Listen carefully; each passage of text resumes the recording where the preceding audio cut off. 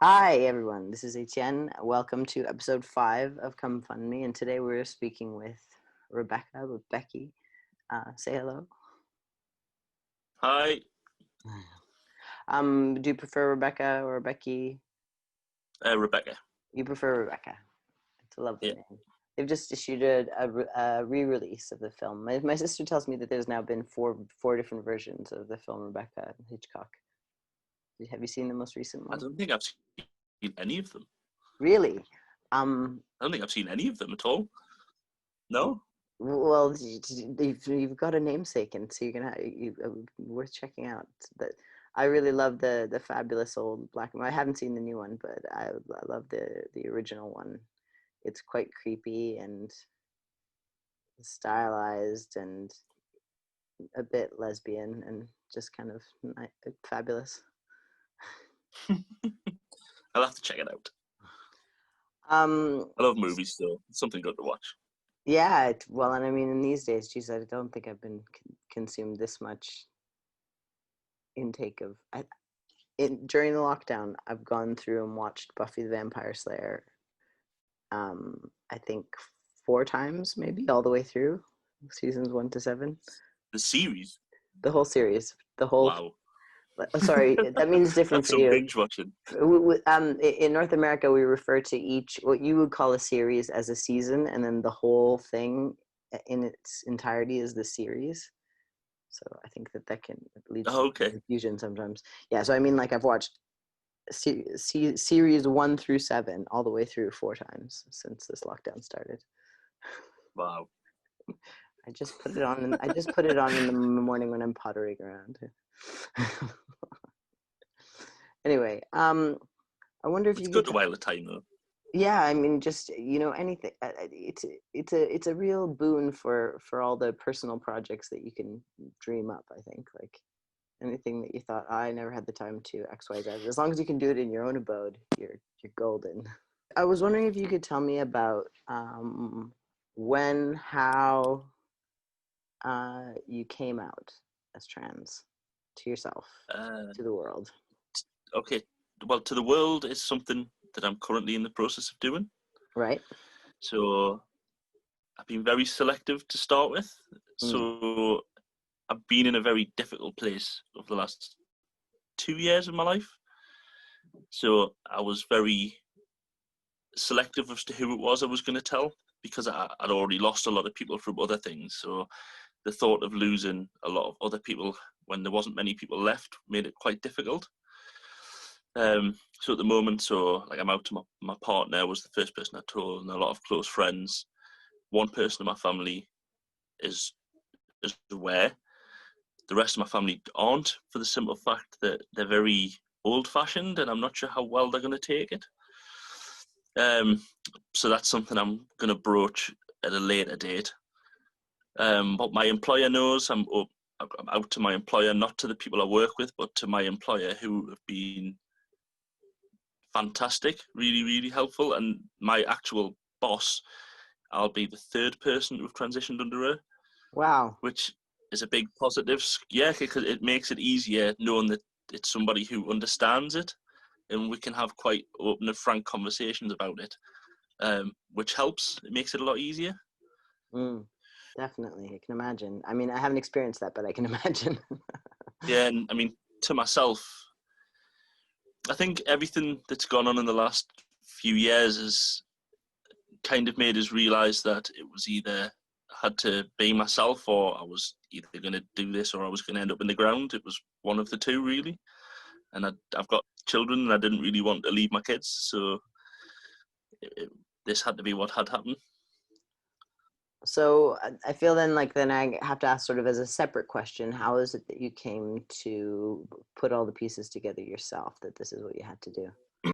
So I think about 2 years ago, I tried to commit suicide. I was in a really dark place with my employment and with my marriage at the time.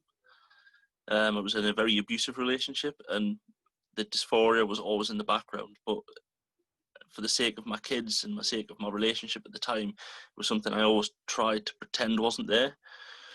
But I always in the back knew it was something that I was never going to be able to hide. forever. And I think the realization of waking up after I'd failed was I realised that I can't live like this anymore. This is only going to end one way if I don't do something, and that the time's come now that if I don't do it now, I'll never will, and that if I don't do it now, I'll live and regret it, and I'll never be happy.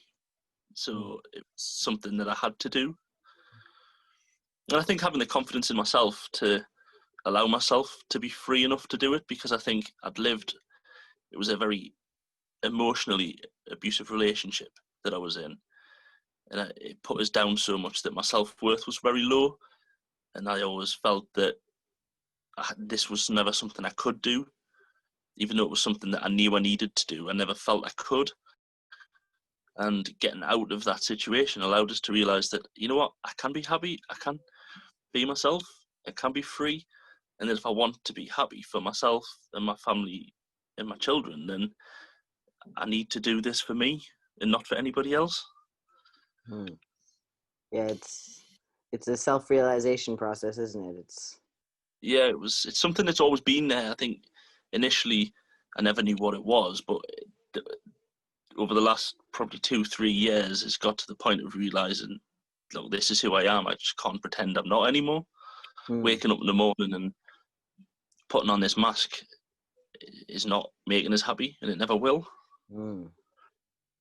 At what point did you realize that being trans was a possibility? Because I think that for a lot of us when we're kids, if we might have certain feelings, but we don't have, it wasn't in the open, especially when we were younger, the possibility existed. Did you remember at what point you realized that being trans was a thing that could happen, and how that made you feel? I think I've always felt really disconnected with my body.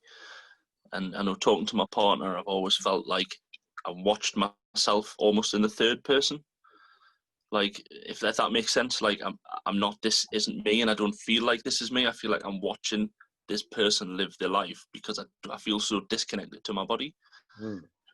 And I think probably about 10 years ago, when I was probably about 27, 28, I think, when I started to find out more about what it was and how I was feeling, I think it started to make us realise that there was a name to how I felt. There was a name, or like a label to how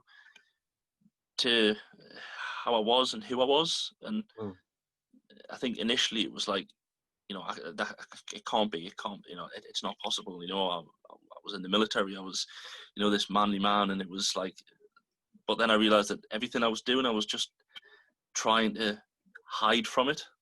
I was trying to go the complete opposite way in the hope that it would take this away, but it never did. It just seems to have made it worse. Sort of trying to be the complete opposite just made it worse.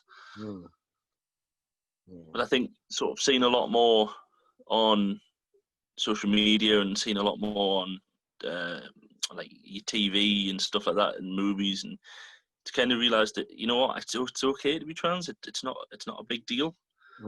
People like to make a big deal of it. It's who I am. I'm not going to make a big deal of it. It is who I am. It's who I've always been, and I can't pretend otherwise.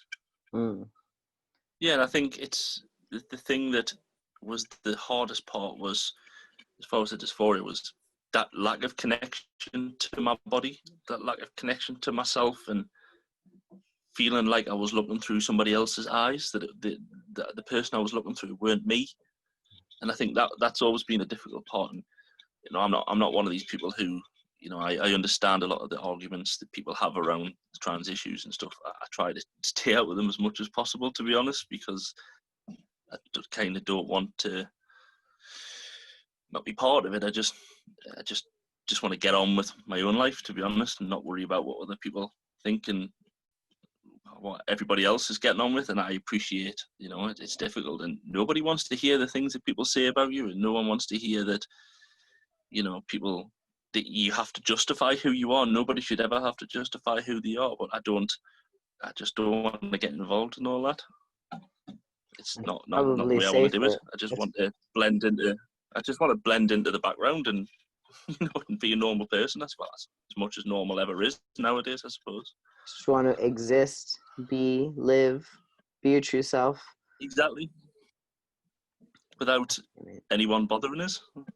So now you've alluded to the fact that you've felt dysphoria since you were young. Can you tell me a little bit about your time in school and friends?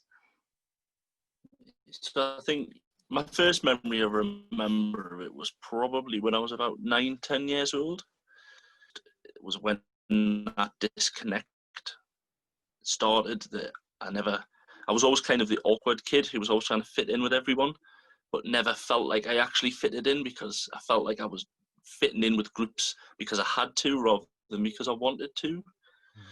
And I remember going out shopping with my parents, and like my mum would go shopping and they'd asking us to about various clothes, and I didn't know what I was looking at. I was looking at the clothes and my mum and dad were trying to buy us, and it was like, I don't know what I'm looking at. I don't understand. And then you'd look at, like people my age, girls my age, and you're looking around thinking, well, that's what I want to be.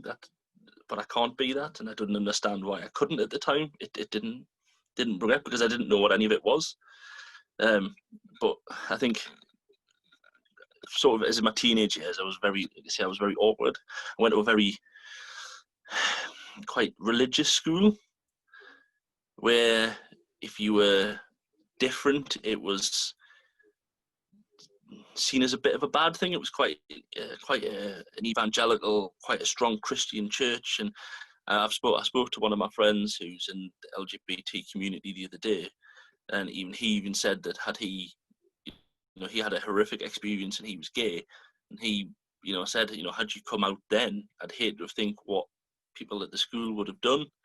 Would it have sent you for conversion therapy? Would it have been like the whole religious thing would have been thrown at you and would have made you feel worse? Because he still suffers now from having been in that environment. So 20 years on, and I think to some extent I almost was that child who sort of was the grey man. I sort of kept in the background because I didn't know where I fitted in. And I think it was that not knowing where I fitted in that made it really difficult growing up. But I suppose that was because I didn't understand what any of this was. It wasn't something in the early 90s that was opening on TV. It wasn't something that you really read about in the newspapers. And if it did, they were quite bad stories. They were quite negative. They were never something that it was positive and affirming and it made you feel good about, oh, this could be me. This might be the label of what I am. Or it was always really negative. And I think I just didn't see it, so I never understood what it was growing up.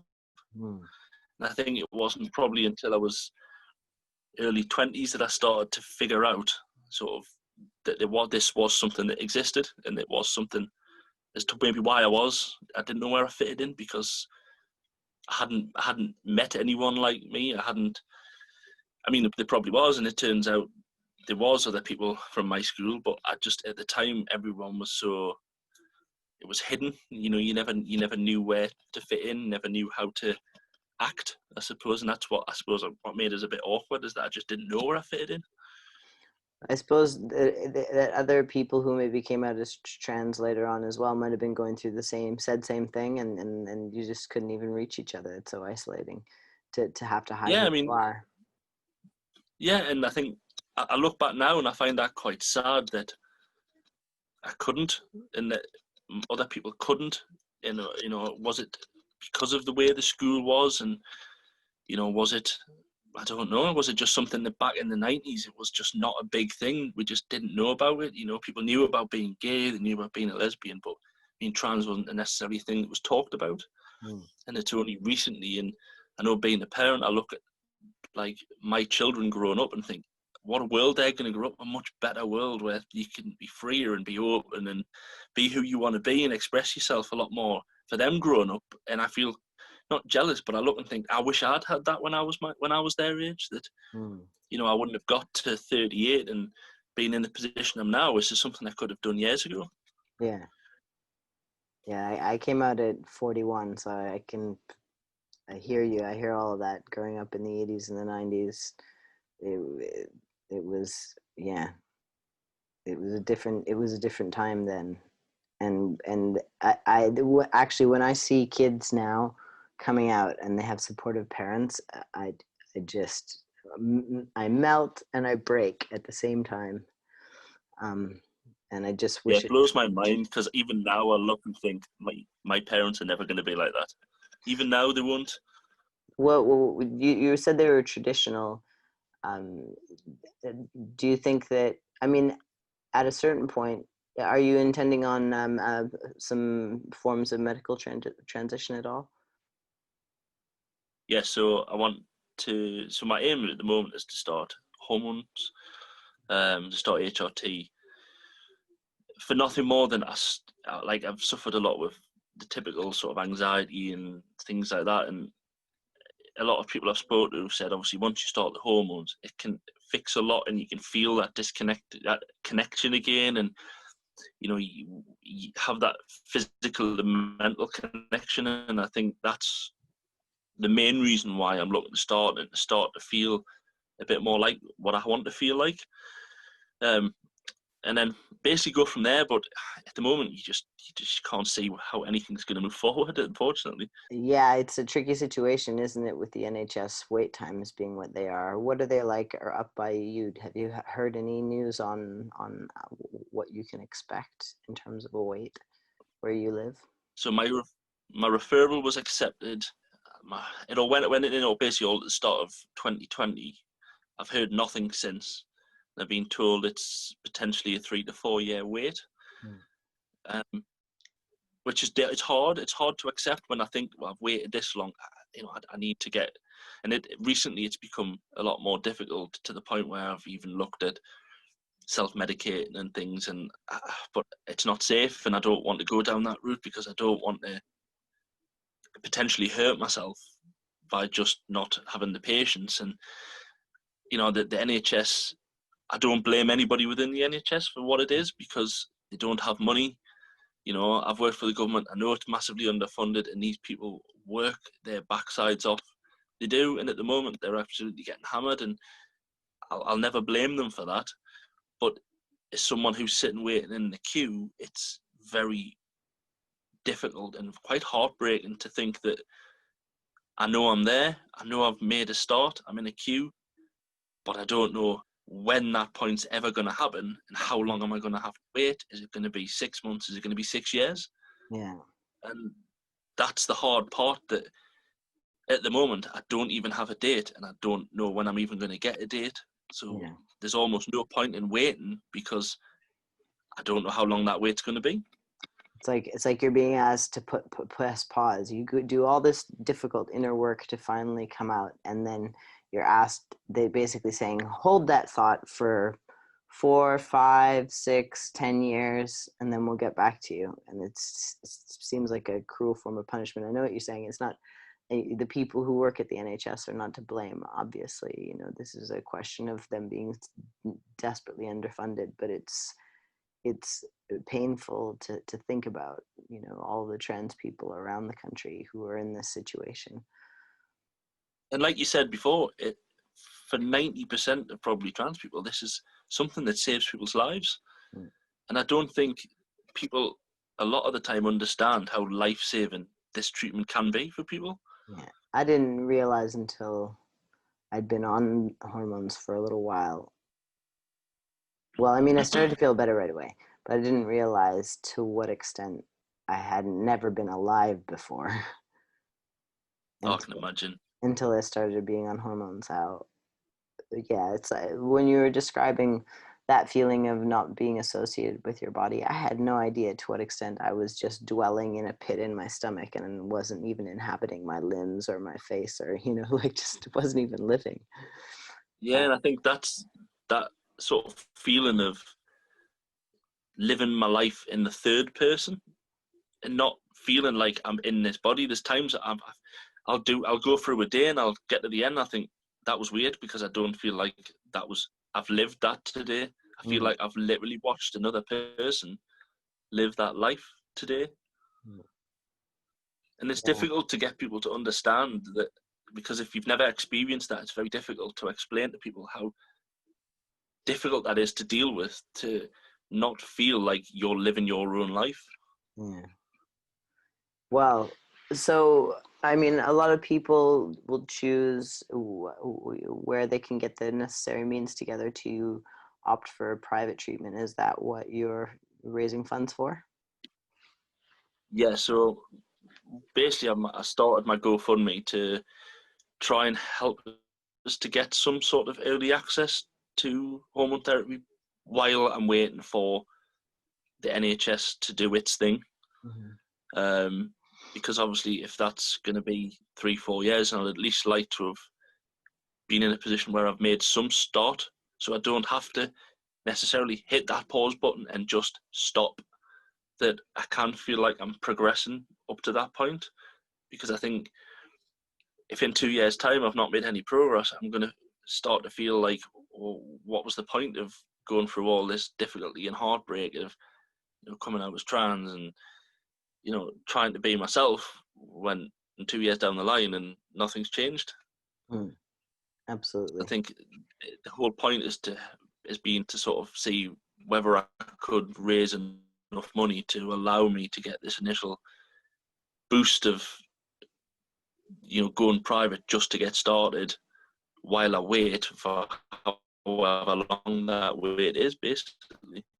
So I'd imagine that you need appointments for assessment, and then you need bloods done, and then you need a prescription. How much money are you looking to raise in order to get the ball rolling for you? So I'm only looking to raise £1,000, so I'm not a lot. Hmm. I've been quite lucky that my GPs are willing to do a lot of my blood work, so Oh, that's they won't fabulous. prescribe, but they'll do a lot of my blood work. That's wonderful. So they've been really good. They've never done this before, and they openly admit that they've never done this before. But I have, unfortunately, quite a bad reaction whenever I had blood taken, which normally involves us blacked out on the floor in a big lump.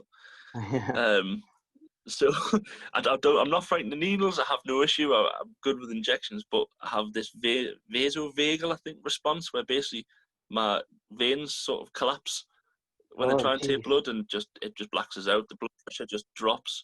So Oh, wow. the doctors were sort of like, "Yeah, we can't let anyone else do this. We need to look after you here, because that's not something we want other people to be dealing with." Um, so the cost I'm trying to raise is basically to get through those initial gatekeeping parts of Yeah. the counselling. I've kind of exhausted my funds doing my own private counselling, Right. um, to get to the point. But a lot of these private GPs and things you need to see, obviously there's a lot of costs involved. Yeah. And that's kind of where I'm struggling, is isn't able to get to that point of someone saying, okay, there's your prescription, now you can start. Yeah. And will your GP help you out once you've got a private prescription with carrying on with treatment? I mean, with hormones. So as long as I'm getting them issued by whoever is issuing privately, they'll do anything else they need to do to help. Right. But they will only carry on prescriptions if it's NHS prescribed. So obviously they Okay. won't do anything until I've gotten to the NHS point. But they're happy for me to go private, but they'll only support with bloods and any other tests that need doing. So they'll help any tests, but they just won't prescribe. And Okay. it's a new doctor I'm with, so I don't really know the doctors yet. So I Right. think because they don't know us, they're a bit reluctant, because I've never actually met them since COVID started, Oh gosh. which Okay. has So it's made it like phone difficult. consults. So just over the Yeah, phone. Then. Yeah. Yeah. Okay, that is tricky. Okay. Well, £1,000. People who are watching the video, put in pint money. It's Rebecca's birthday. We want it to be Rebecca's HRT birthday. Chuck in some funds. £1,000. That's a tenner from 100 people. That's something that it's doable. We can do that. Um, I mean, I've not been very good with my fundraising because I'm not the sort of person who likes to ask for things. It's hard, isn't So it? it's kind of just sat as, yeah, it's been kind of just sat pinned on my Twitter account, and I've never sort of done anything because the world as it is at the moment, I feel like I shouldn't be asking for anything and asking for help. Yeah, it is. So It's hard to just ask. kind of left it. Yeah, I understand that. I understand that very well. I peddled mine at first, at the beginning, but it's just so hard to ask. It's not even humbling. It just gives you a knot in your stomach, doesn't it, to have to ask people Yeah. for money, and particularly when you know full well that it should be that you're able to go to the doctor and have it covered, that it is life-saving treatment that should be prescribed, that is prescribed by the NHS, but just horribly underfunded. Yeah, and I think that gets lost at times, is how massively underfunded Yeah, like the gender clinics are. They're just huge, and a lot of these people who are working in them aren't working in them full time. They're working in other places, and yeah, the NHS do a brilliant job. It's just a shame that it seems that we seem to be the ones that suffer the most at the moment. But yeah, I'll never, regardless of how I feel, I'll never stand and criticise anyone who works in the NHS, because I think, they've got it as tough as, at the moment, they've got probably one of the hardest jobs in the world. So yeah. Definitely, particularly we take into account the fact that we can understand that they're underfunded. I'm sure it's not the only area in which they're underfunded, and so dealing with something like this and being up against it, yeah, for sure. Heart goes out. It's the rainbow flag. It could be queer or it could be the NHS. we'll all take it. We'll all share it. Totally. I think that's the whole idea. That's the idea of the rainbow, is that I think the symbolism is everything under the rainbow. It's like everybody. Yeah, it's meant to be for everyone, isn't it? Everyone all Absolutely. under one Yeah, banner. exactly. It's supposed to bring us together, which we are shared humanity. So you've basically been going through this, and it's been lockdown the whole time, right? Is Yeah, that about right? pretty Um, much. Yeah. being in this, eggy stage of your transition where public contact can be quite abrasive. Um, is there anything Yeah, there? it's been not. I haven't got COVID. If anyone was asking about coughing, I've been burning a lot of stuff this weekend. That's why I've got coughed.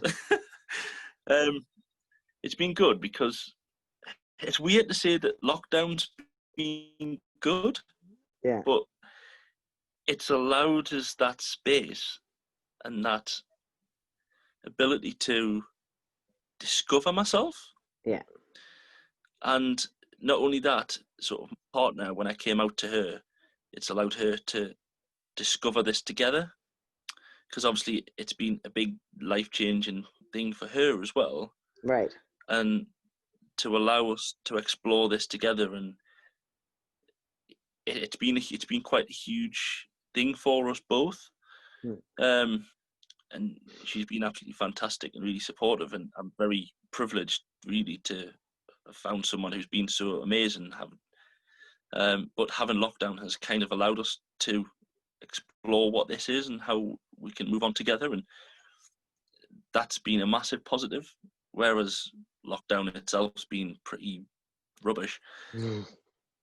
Personal changes it's allowed us to experience have been huge. And I think, as I've seen with a lot of trans people, I think lockdown has become almost a mechanism for people to say, I just can't do this anymore.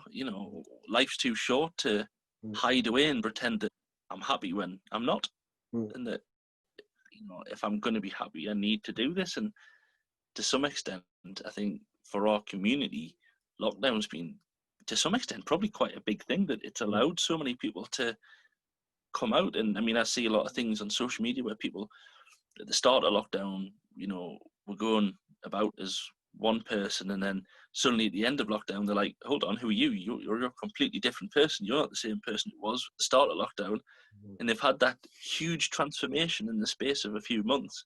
that they probably would never have had it not been for this lockdown. Totally. Absolutely. Yeah, I mean, I feel similarly.